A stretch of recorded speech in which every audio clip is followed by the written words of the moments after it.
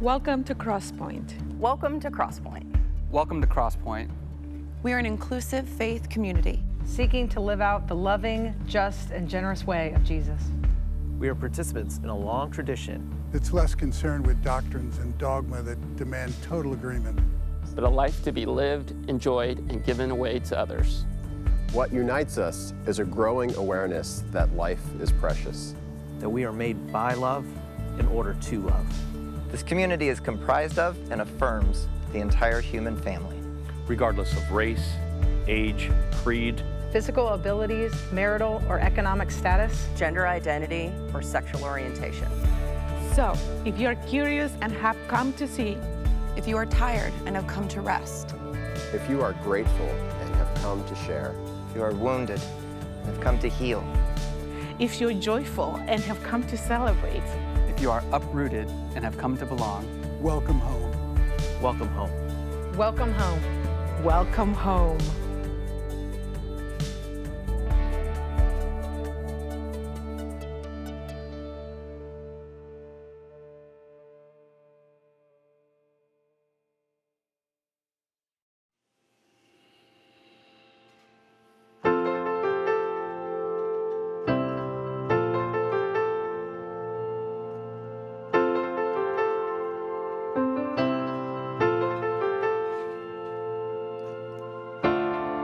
You're the resurrection that we've waited for. You buried the night and came with the morning. You're the King of heaven, the praise is yours. The longer the quiet, the louder the chorus.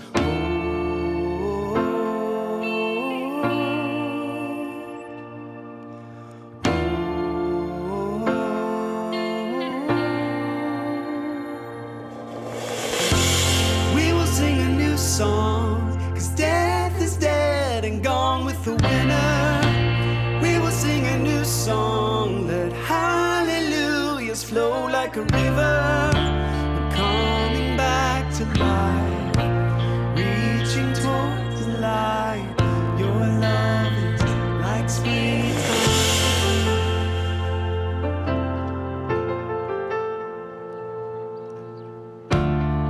You're the living God, we thirst for you. The dry and the barren will flower anew. You're the sun that's shining, you restore my soul. And the deeper you call us, oh, the deeper we'll go. We will sing a new song, 'cause death is dead and gone with the winner. A new song, let hallelujahs flow like a river. We're coming back to life, reaching towards the light. Your love is like springtime.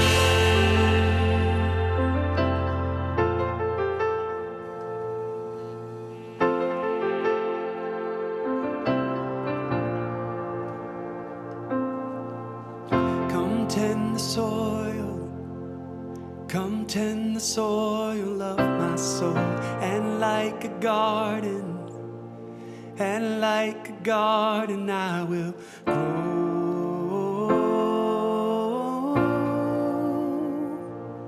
will grow.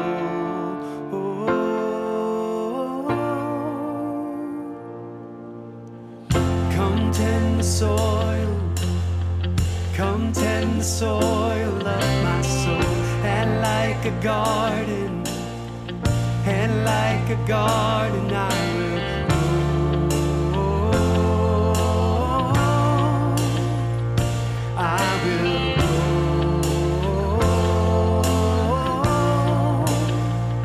I will grow.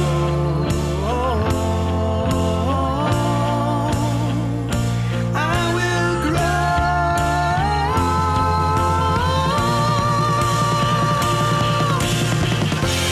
We will sing a new song, 'cause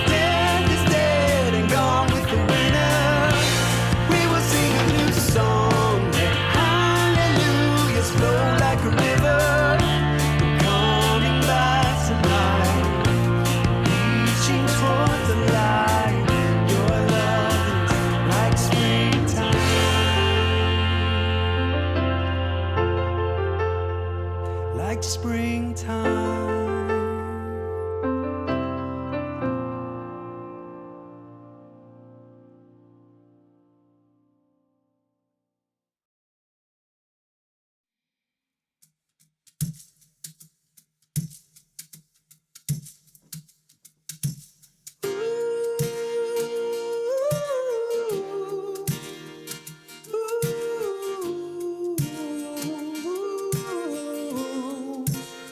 Sometimes I'm on the starless sky, but I'm feeling more like dirt. How do I forget so fast who you are and what that's worth? 'Cause there's evidence of you in every corner of this life.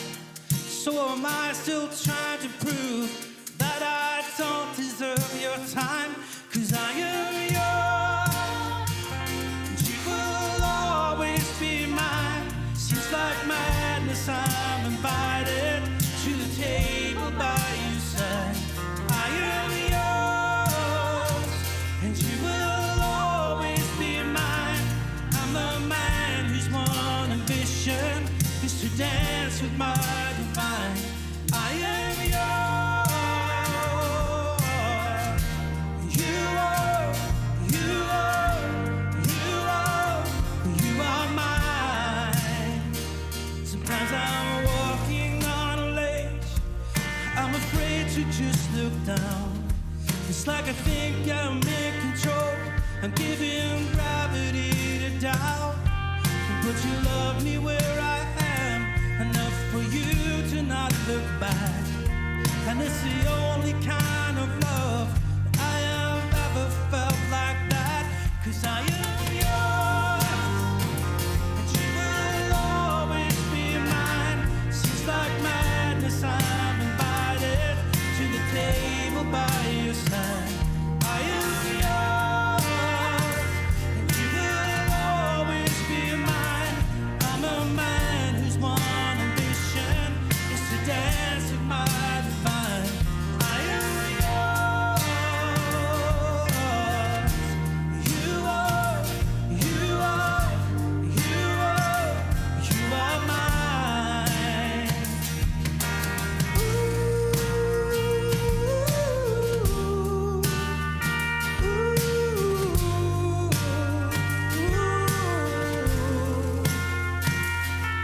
Say no, don't let the rain come, 'cause we got reservations, and the water that we need is about to overtake us. If I had to write a story of the greatest loves in time, I would have to sing of you, how I'm this branch and you're the vine. And the romance that we have, oh, it's easy by design. I was fortunate to find you, but still blown away your mind. 'Cause I am yours, and you will always be mine. Seems like madness, I'm invited to the table by your side. I am yours, and you will always be mine. I'm a man whose one ambition is to dance with my divine. I am yours. You are, you are, you are, you are mine.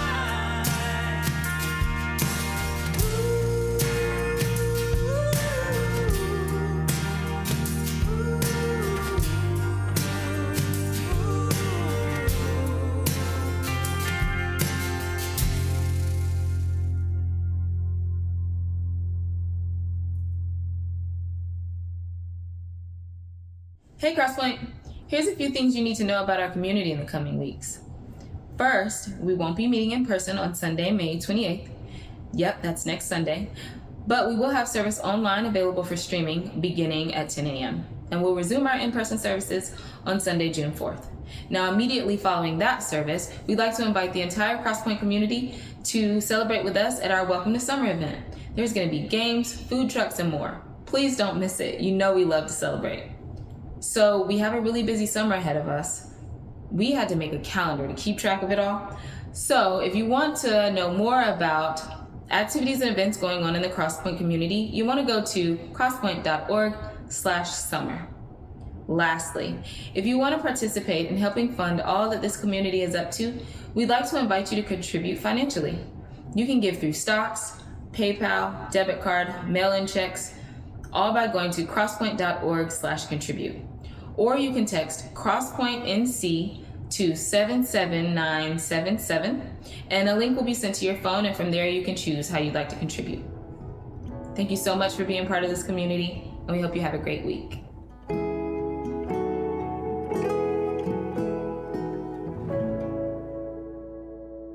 So I have just one quick update for anyone who is around college age or knows someone who is around college age. This summer, we're excited that Brad and Melissa Gibson will be coordinating college events and activities for us. And the first event you can head to is a cookout next weekend. You can meet the Gibsons pretty much any Sunday morning or connect with them at one of the summer events, and connect with one another too. And the best way to figure out when these things are is to join the group meet, which you can see the QR code. You can also find information at their Instagram account, Crosspointe Cary YA. And all the events and activities will be listed on the upcoming Crosspointe summer calendar that will be on our website. So if you have any questions in the meantime, you can connect with me at community@crosspointe.org. Okay, commercial done. What I want to talk to you about today is a relatively well-known story. If you haven't heard it before, you might have heard its name mentioned somewhere else. It's actually a language learning app is named after it. We tend to say that babies do this before they really learn how to speak. And I want to offer a little bit of context to this ancient story to look at it from a post-colonial perspective and then imagine what implications and challenges it might still hold for us today. So this story wraps up the first 11 chapters of the first book of the Hebrew Bible, commonly referred to maybe as the primeval or the primitive history of Israel, before there actually is something called Israel, or the people of Israel, or the nation, before God's self-initiated relationship with the man named Abram and later Abraham, which creates this people of Israel. So the story from Genesis chapter 11, it goes something like this. Once upon a time, humanity was of the same mind and the same goals, and everyone spoke the same language, and they were full of hubris, and they wanted to reach God in her heavenly realm and to have access to her whenever they wanted and on their own terms. So, to try to accomplish this lofty goal, humanity began building this enormous tower that reached up to the heavens. God, possibly distracted, busy, or just distant, eventually looked down and took notice of what the people were doing and determined that she did not like it. So God responded to humanity's attempt at accessing the divine with a sort of divine curse. She mixed up all their languages so that when they spoke to one another after that, it sounded like a bunch of babble, and they could no longer communicate enough to accomplish their goal. So humanity eventually, when they can't communicate, they give up their vision of using architecture to reach the divine, and they disperse across the land, and that is where we get multiculturalism and multilingualism, according to this story. And the legacy they tried to build became known as the Tower of Babel. And the word Babel actually translates to the word confusion. And this interaction between God and humanity in this story, it's actually reminiscent of at least two other stories that come before it in the book of Genesis. First, in the Garden of Eden, the people have been told by God not to eat a certain fruit of the garden. But then they're informed by the serpent that actually if they do eat it, they would become like gods. Well, who can resist that? And obviously it wasn't Adam and Eve. And so they eat of the fruit and their eyes are opened, and this did not make God happy. It's also similar to a passage a few chapters later in Genesis chapter 6 that tells us that the sons of God looked down from the heavens, noticed the beauty of the daughters of man, they desired them, and then they came down to earth to have children with them. This also does not make God happy. Apparently, the ancient understanding of this type of divine and human interaction, this pursuit to be equal to the gods, to reach the gods on humanity's terms rather than on the terms of the gods, to be at the same level as the gods, this was a line that was not to be crossed. So the results in the Garden of Eden was the casting out of humanity from the garden, the unsanctioned relationship between the sons of God and the daughters of humans. Was that this was actually the beginning of the narrative that ultimately has God responding to his frustrations through near extinction of all life on earth, which the gods brought about via worldwide flood, which we now lovingly refer to as Noah and the Ark. But I do want to point out that there's no Sunday school pictures of the people and animals who did not make it onto the boat. It's a conversation for another time. But then you have this Tower of Babel story where when people try to reach the divine, God is not happy. This isn't the only interpretation of the story, though. Here's another one. Once upon a time, after the earth had been flooded and humanity was wiped out and the world repopulated through just the lineage of Noah, people wanted to make a name for themselves. And like they'd done in the Garden of Eden, they sought a type of immortality, but not the type that offered eternal physical life, but that offered eternal fame and legacy. They wanted to be known and remembered. They wanted to be the first thing anyone talked about when they came in the room, and they wanted to be the most important people who ever were and who ever would be. They wanted to go down in the history and the primeval Guinness Book of World Records. So this group of people, they built an enormous power, maybe to worship the gods, maybe to challenge them. There's some ancient depictions of the tower with a sword protruding from the top, which is indeed a bit threatening. But the people definitely built it without the input or the permission from the gods.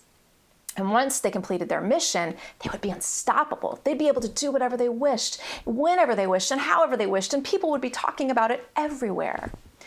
Some interpretations say that as humanity sought to build their legacy, they also were seeking to unify all of humanity into kind of this type of utopia, to be able to exert control of both the heavens and the earth, and to have everyone conform to a certain version of correct living, where they all voted the same and read the same books and dressed the same way. From the vantage point of the tower, those in charge would be able to see who was behaving as they should and who had gone astray. From the vantage point of the tower, those who had strayed could be corrected, could be brought back into the fold. The people in charge who were looking down from the tower could enact rules and expectations for the people below them.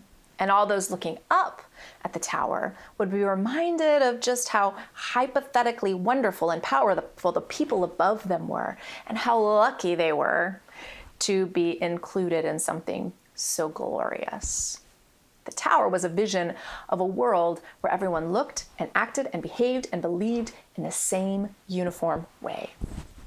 The gods, or God, however, valued diversity and thwarted their plans by scrambling their languages, which had the ramifications of taking away their control and no longer allowing them to see things in the same way. You can't pass out architectural plans if you can't understand them.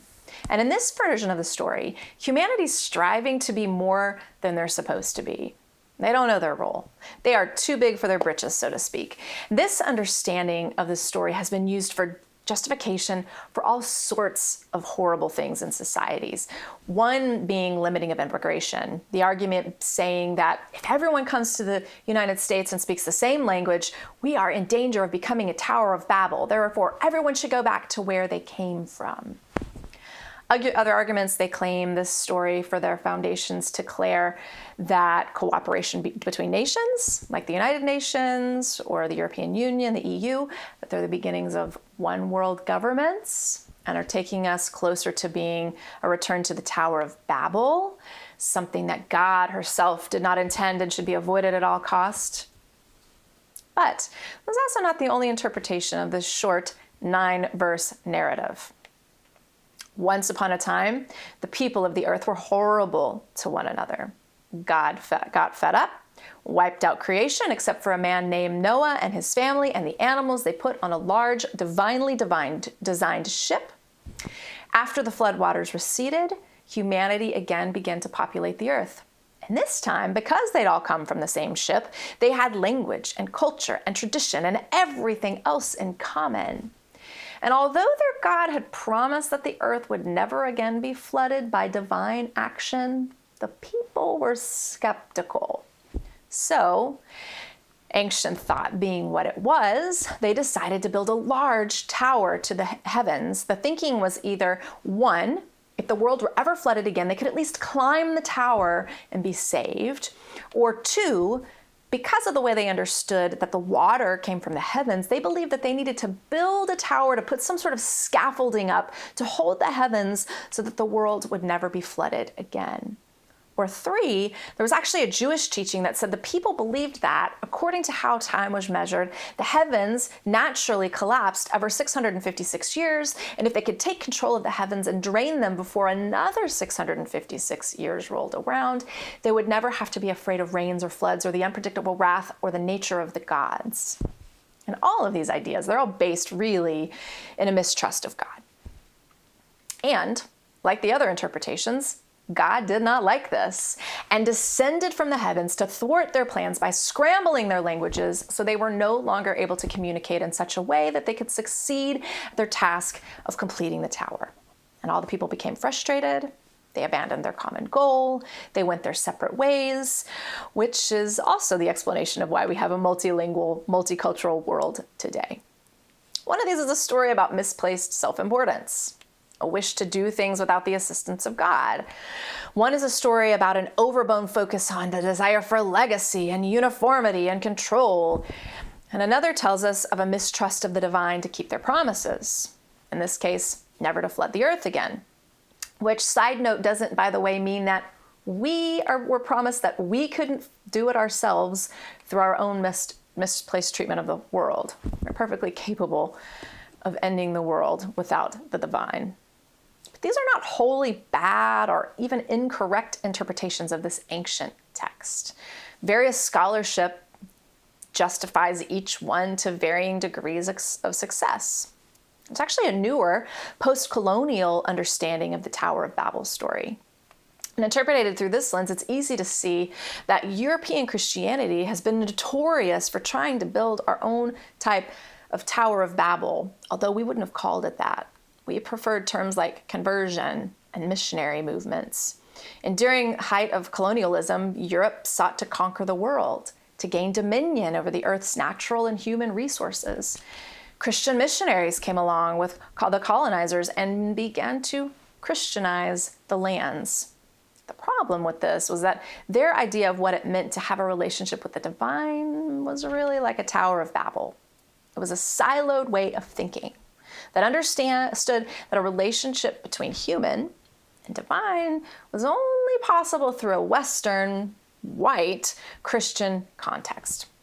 Missionaries went into countries that were vastly different than their European cultures, and they viewed what they came across not as God's beautiful diversity or a possibility to understand the divine in a new, complex way, but as something to be corrected. And missionaries and colonizers viewed the people from their tower. Where God saw diversity, they saw poor savages that had gone astray and needed to be taught. To them, Christianizing meant whitewashing the nuance of traditional religion and understandings of God. When they said they wanted to make someone Christian, what they really meant was that they wanted to make them act like white Europeans. True Christians all looked and acted and dressed and talked and behaved and worshiped alike. And that was understood as white European. So Christian came to be seen as white, and God came to be seen as white, and everything else was seen as subpar. The results of this type of thinking were and are disastrous, because to be non-Christian was to be non-European, and to be non-European was to be less than human, and to be less than human meant that you were not worth more than what your body could be used for or sold for. This is something that shaped and still affects so many who are affected by European colonization, which is pretty much everybody. Post-colonialism says, however, the divine is diverse and beautiful, and we're able to see a clear picture of who God is when we take all perspectives. However, it also says that an individual or a people's relationship with God, it's really their business and not ours. And we shouldn't be the one to make determinations or judgments about what that looks like. So, how did you grow up understanding this story? Have you ever even heard it at all? When I read this text through the eyes of scholars and theologians like Barbara Brown Taylor and Sam Boyd and various Jewish midrash interpretations, there are several things that really stand out to me. First, this really isn't a story about a grumpy God who enacts a divine curse when things don't go the way that they like. In fact, we might argue that what transpires should be seen more as a divine rescue.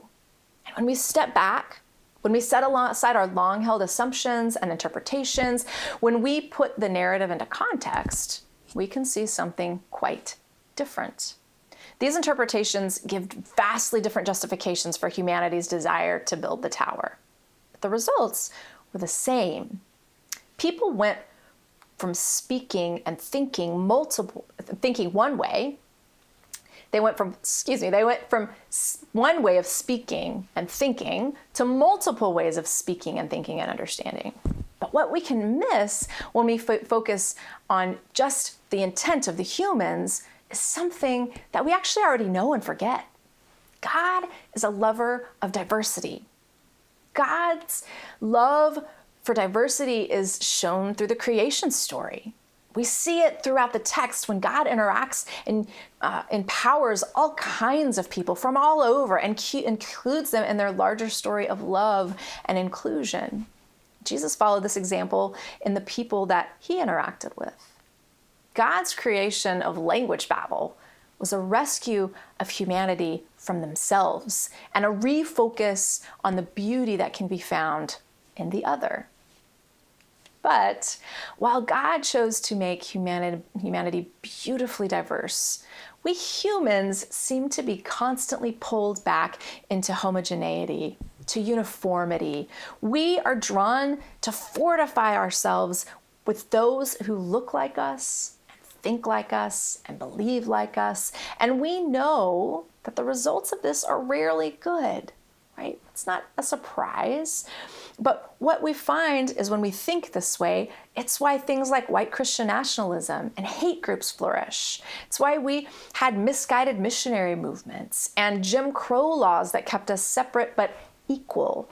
That's why integration was violently fought against. That's why there are hate crimes against Muslims and Asian Americans and Pacific Islanders and LGBTQIA friends. That's why we have the suburbs and a lack of investments in cities. That's why there's a fight to ban books and to restrict people's bodies and health care. It's why we fear immigration. It's the root of xenophobia and patriarchy.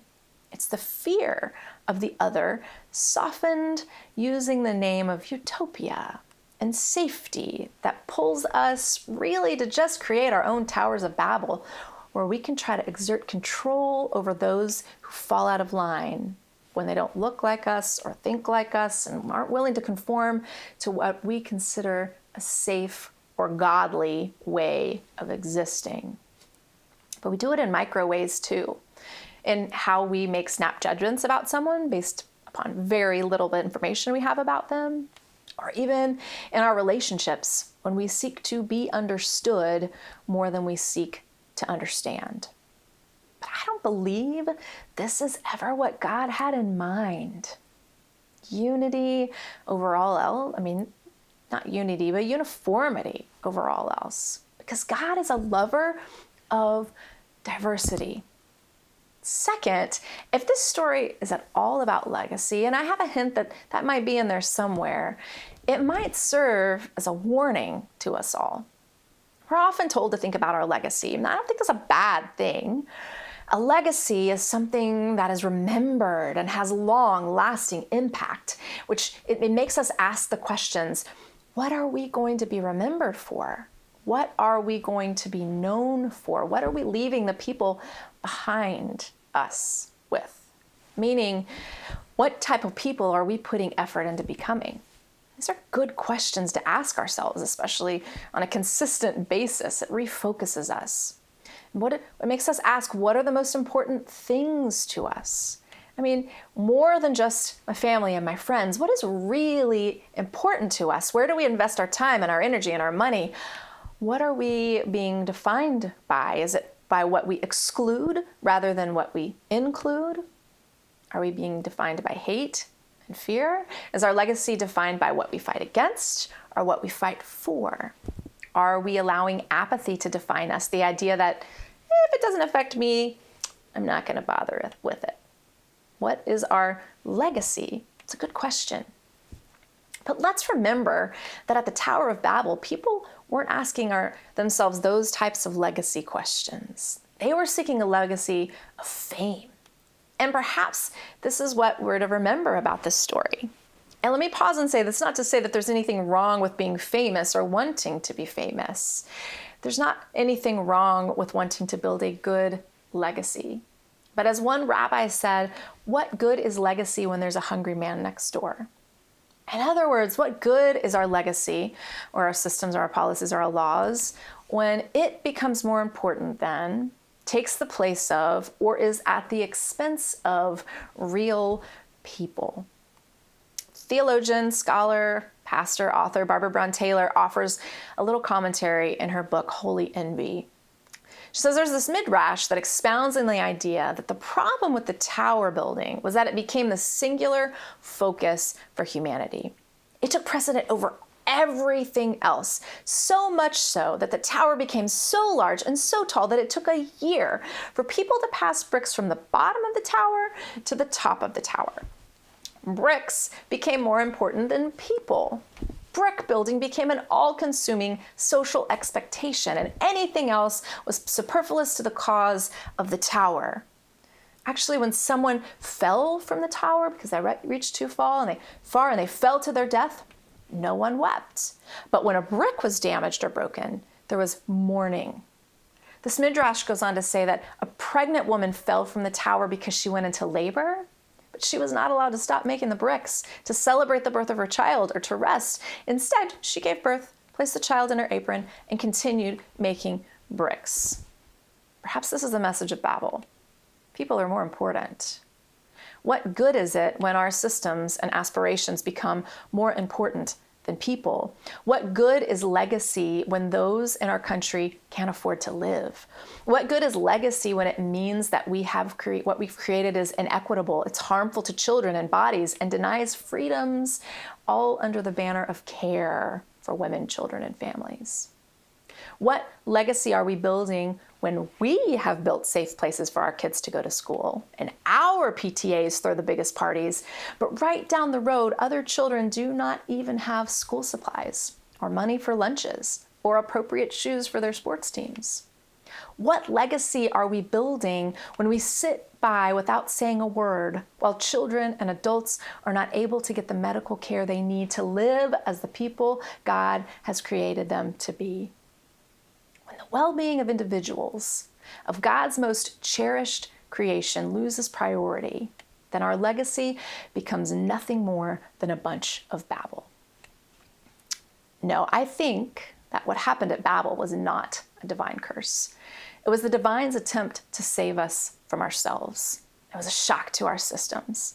The creator who created both the blowfish and the woodpecker, the giraffe and bacteria, the entire spectrum of humanity, and so much more, was not interested in all of us being uniform. Diversity is a way to save us from ourselves and our tendency to hunker down around what offers us the least resistance. For when we have many perspectives, when we can put all of those together, we can more closely understand the character and the nature of the divine. We can live more wonderfully with each other and appreciate who we are. We can also begin to realize that we're not the sole centers of the universe. When there's assumed uniformity, we rarely take the time to make sure we truly understand. And so often that leads us to assume that everyone thinks like us, or at least we begin to believe that they should. And that leads to all sorts of problems. Barbara Brown Taylor goes on to suggest that before the divine diversified language, no one had to slow down and explain what they really meant. All of the assumptions were already there. She says, they assumed that they all meant the same thing when they used the same word, which which was not the case at all. But speaking the same language had allowed them to cling to that illusion for longer than was good for them. Then God came to their rescue and confused their speech. And when God confused the language, it forced people to slow down, to ask in a different way, to use hands, to ask, "Would you repeat that, please?" It forced people to listen more carefully, to listen differently, to listen before they spoke. It forced us to begin practicing translation. Translation is a unique and complicated science and art form. There are so many words in our languages that have no cross equivalents.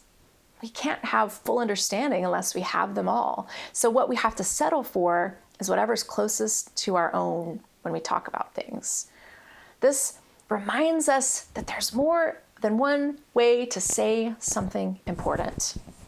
This is also the way with our biblical translations. When we read, we have to keep in mind that sometimes what we have in front of us in English is not the full picture, but it's just the best we can do with what we have. Did you know that there's over 7,000 living languages in the world? That over half of the world speaks only 23 of them? Did you know that there's a language spoken by only 8 people? Did you know that there's over 300 languages spoken in the United States? Did you know that over half the world is bilingual? Did you know that there's an Inuit word that means the feeling of anticipation that makes you continually go outside to check and see if anyone is coming? I've had that feeling before, haven't you? There's also a word only in Japanese that describes the sunlight that filters through the trees. There's a slang word in Indonesian for someone who tells a joke so badly that is so unfunny that you can't help but laugh out loud. That one was created for all the dad jokes. There's a Hawaiian word that describes the act of scratching your head when you're trying to remember something. There's a Swedish word that's only used to describe the road-like way the moon reflects on water. This list could go on and on and on. English actually includes the most words in its language, but it doesn't have any of those words I just mentioned. So we are actually incomplete in our understanding of the world and of each other and of God. And yes, I think that woven throughout our many interpretations of the Tower of Babel is the truth that God, at her core, loves diversity and variety. And the tower was a threat to that. And thousands of years later, we're challenged to put aside our fears and hesitations and assumptions and embrace that as well. And sometimes that thought makes me mad because there are a lot of people I don't want to have a conversation with right now. There are a lot of people I don't understand. There are a lot of people who are hurting a lot of people. And I want to throw them off the tower, not invite them to dinner. And of course, there is a time to stop talking and a time to take action because the conversation is going nowhere and people are getting hurt and it's time to do something about it. But I also want to remember what Jonathan Sacks said, that the greatest single antidote for violence is conversation. Imagine if we began practicing that. If we began loving diversity the way God loves diversity. What if we practiced unity of spirit and diversity of practice? Let us be reminded that there is more than one way to speak about important things, that there is more than one way to express love, that we should be a people who in our homes and workplaces and schools and neighborhoods and at the grocery store and at Thanksgiving dinner and at our kids' sports game and in the boardroom and in the bedroom and in the living room and on the playground and in our politics and we should be a people who practice slowing down and asking, would you say that again, please? Do you mind explaining that? Questions like these make us pause. They make us loosen our control, and they help us remember that people are ultimately the most important thing. And when our world and laws don't reflect that, then we should use our voices until it is corrected.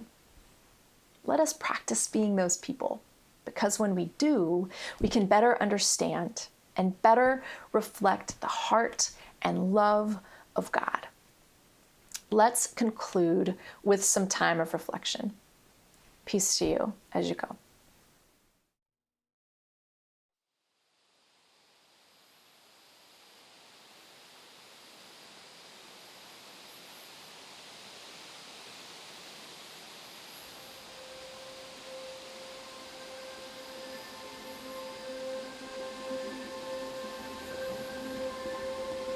Holy presence of God, you shimmer in every stranger I encounter, whether in the world or in my heart.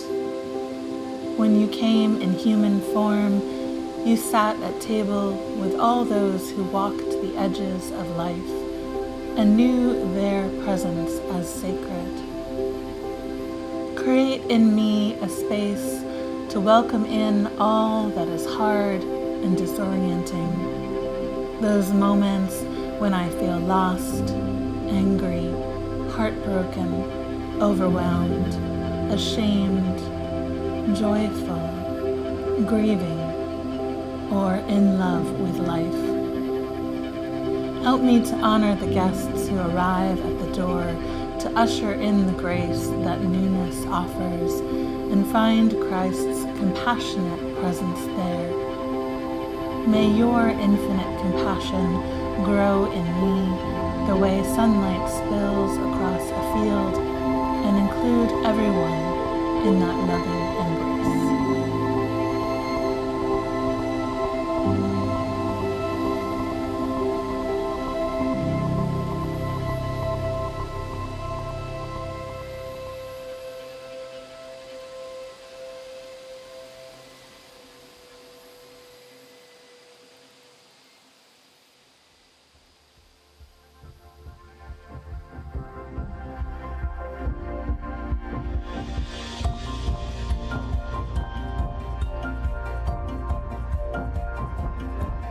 If you would like to know more or get connected to Crosspointe, go to crosspointenc.org.